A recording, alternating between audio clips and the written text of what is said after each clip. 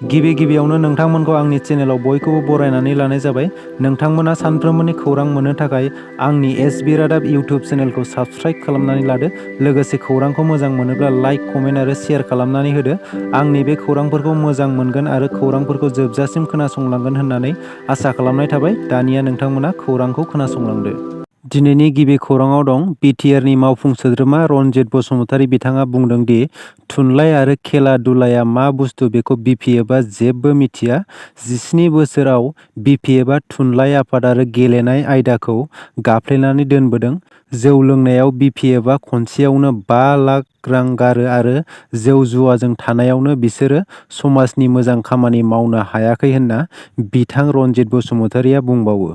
माखासे मानसिफोरा बुंदों दि इउपिपिएल सरकारा गेलेनाय आयदा आरो थुनलाइ आयदा माखासे फेस्टिभेल आरि खुंनायावनो समखौ बारहोबाय होननानै बुंनायनि सायाव इएम रनजित बसुमतारी बिथाङा बुङो दि मोनसे समाव बिपिएफनि मानसिफोरा जौनि मेला, जुवानि मेला आरो बायदि बायदि एन्टि ससियेल इलिमेन्टनि मेला आरि खुंनायावनो सम थांहोदोंमोन। मख'नो गोनांदि बिपिएफआ दायो बैफोर मेला आरिखौ मोनैनि थाखायनो बिथांमोननि खर'आ गरम जानानै समाज बोखांनायनि थाखाय जेबो साननो रोङाखै होनना बिथां रनजित बसुमतारीया बुंबावो। थुनलाइ गैयाब्ला बर' हारिया बा मोनसे हारिया थांनानै थानो हाया। थुनलाइया जादों हारिनि थांना थानायनि सिन। थुनलाइखौ बिपिएफनि मानसिया माब्लाबाबो हेफाजाब होआखैमोन। बर' साहित्य सभाखौ बिथांमोना गावसिनि आथिं सिङाव दोनदोंमोन आरो दैदेनगिरिफोरखौ बुरखायनो नाजादोंमोन आरो बर' साहित्य सभानि जौगानायनि थाखाय मावनो बिथांमोना बोसोराव 5 लाख रांल' खुनुरोखोम होयोमोन। आरो बिथां रनजित बसुमतारीया बुंबावो बिपिएफनि दैदेनगिरिफोरा खेबसे जौ लोंनायावनो 5 लाख रांखौ ओरैनो गारोमोन। बेनिखायनो बेसिनाव दुखु मोननाय, दाहा मोननाया थाखागोन। गावसिनि जा समाज सोबख'नाय, समाज गादबनाय, समाजखौ फोजोबस्रांनायनि जा आखल, बे आखलखौ दायो इउपिपिएल सरकार थानायाव दिन्थिनो हायाखिसै। बेखायनो बिथांमोना दिनै एमबाथा बायदि खर' गैयै मानसिखौ बिपिएफआ बाहायनानै जौ जुवा, ड्राग्स होगासिनो दङ। बेवहायनो हमनो हायो बिपिएफआ समाज सिबिग्रा आरो बाथाया अस्त्र हिसाबै बाहायजादों होनना बिथां रनजित बसुमतारीया बुङो। बिश्वनाथ जिल्ला गहपुर हालामनि सिङाव थानाय हेलेम दख'रा दुलाराय बर' फरायसा आफादा बिटिआरनि दफा मथे गहपुरसिम सिमा बारायनायखौ लोब्बा लाखिनानै रंजानायजों लोगोसे फरायसा आफादनि बारग' दैदेनगिरिफोरखौ बरायनाय हाबाफारि लादों। MLA आशराफुल हुसैननि सायाव लांखारनाय आरो देहायारि गाग्लोबनायनि सायाव FIR होदों।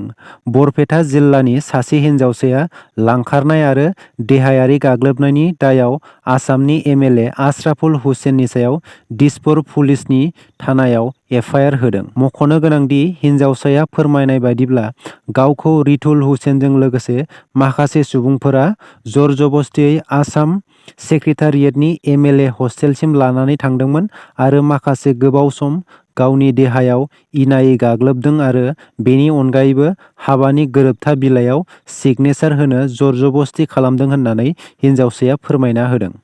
लोगोसे बे जाथायनि सायाव नोजोर होनानै दायनिगिरिखौ थाबैनो साजा होनो थाखाय आसामनि गिबि मन्थ्रि आरो पुलिस बिफाननिसिम सहायनांनाय हिन्जावसाया खावलायदों। नोंथांमोना मिथिखायोदि दासान्दि बर' थुनलाइ आफादनि आफादगिरि थरेन बर' बिथांनि देहाया मोजां नङा।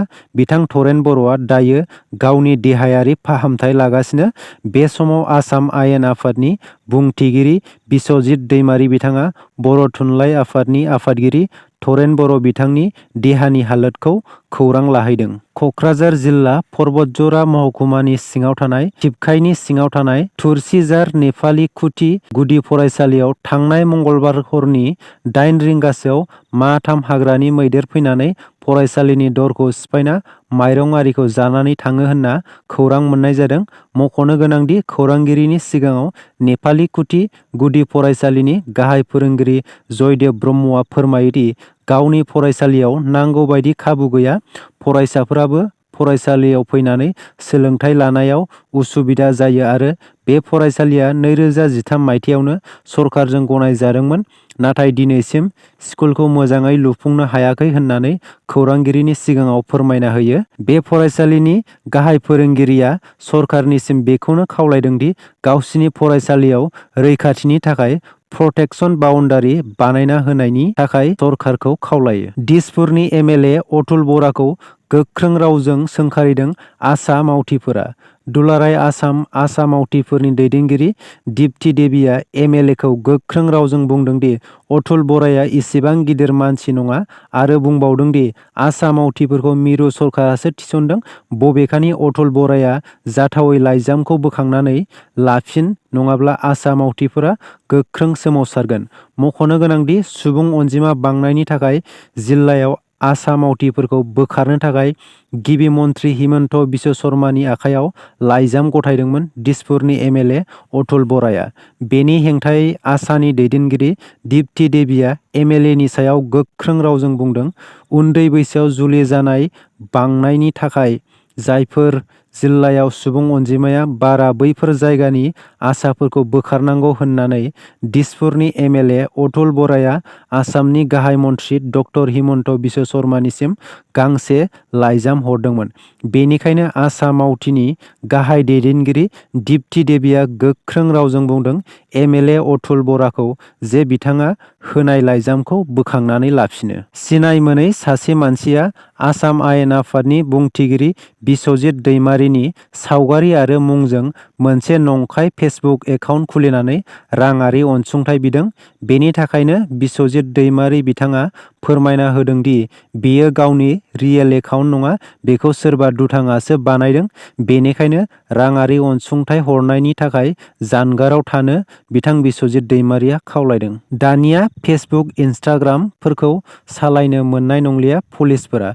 मैया उत्तर प्रदेशनि गाहाय मन्थ्रि योगी आदित्यनाथ बिथाङा फोसावना होबाय दि पुलिसफोरा डिउटियाव थानाय समाव मबाइल फन सालायनो मोननाय नंलिया आरो डिउटि जोबनायनि उनावबो पुलिसनि इउनिफर्मजों रिल बायदि भिडिअ बानायनो मोननाय नङा।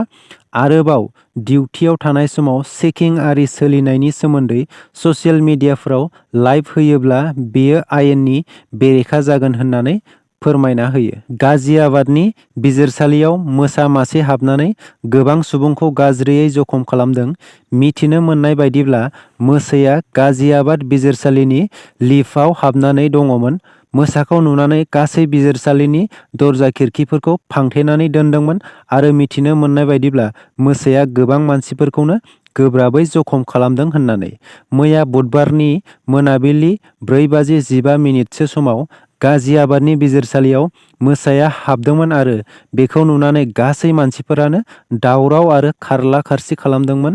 बेनि खौरां मोननाय लोगो लोगोनो हाग्रा बिफाननि मावथिफोराबो सफैयो, लोगोसे जखम जानाय मानसिफोरखौ एम्बुलेन्सजों खाथिनि फाहामसालियाव गोख्रैनो लानानै थाङो। मैया मोनाबिलिनि खौरां मोनजासिमाव हाग्रा बिफाननि मावथिफोरा मोसाखौ हमनो नाजागासिनो दंमोन होनना खौरां मोननाय जादों। नोंथांमोना खोनायोब्ला फोथायनो गोब्राब मोनगोन दि बाथ्राया बेनोदि बोलि बाथौनि दौदिनि थथा बर'आ 140 बोसोर जाब्लाबो दासिम देहाया गोरायैनो दङ, मेगननि नुनायावल' बारा मोजां नंला होनना गामिनि सासे थागिबिया फोरमायना होदों। क'क्राझार जिल्लानि भुटान हाजोनिफ्राय बोहैबोनाय सेरमांगा बालाबारि आरो दैजों सोरगिदिं बेंखननानै दोनजानाय दरसे फिसा गामि।